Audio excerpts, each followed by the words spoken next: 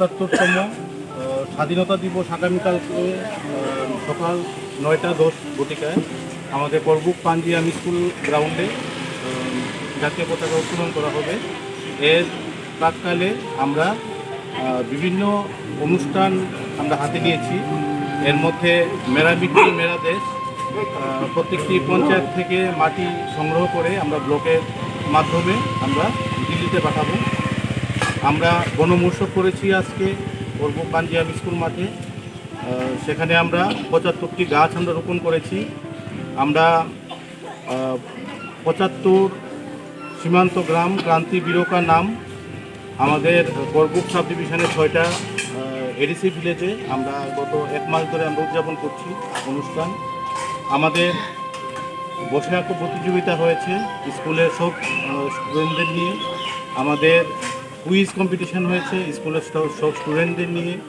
আমরা করবুক বাজার এবং অন্যান্য করবুক মহকুমার প্রতিটা বাজারে আমরা ক্লিন ত্রিপুরা গ্রিন ত্রিপুরা কর্মসূচি হাতে নিয়েছি এবং প্রতিটা বাজার আমরা পুলিশ প্রশাসন এবং সিভিল প্রশাসনের যৌথ উদ্যোগে আমরা প্রতিটা বাজার পরিষ্কার করেছি এবং আমরা এগুলো আগামী দিনেও আমরা প্রয়াস জারি রাখব।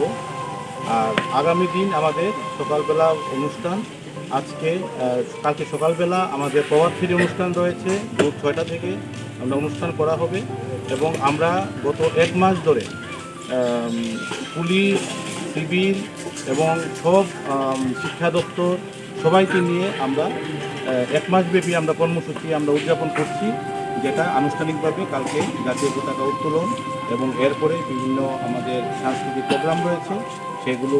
তারপর আমাদের করবুক হাসপাতালে রোগীদের মধ্যে মিষ্টি বিতরণের প্রোগ্রাম রয়েছে। বিকেলবেলা আমাদের সৌভাতৃত্বপূর্ণ ফুটবল ম্যাচ রয়েছে, কালচারাল অনুষ্ঠান রয়েছে। তো এইসবের মাধ্যমে আমরা ৭৭তম স্বাধীনতা দিবস উদযাপন করতে যাচ্ছি। তো আমি পড়াশোনার তরফ থেকে সবাইকে এই স্বাধীনতা দিবসে শুভেচ্ছা জানাতে চাই। সবাইকে প্রোগ্রামে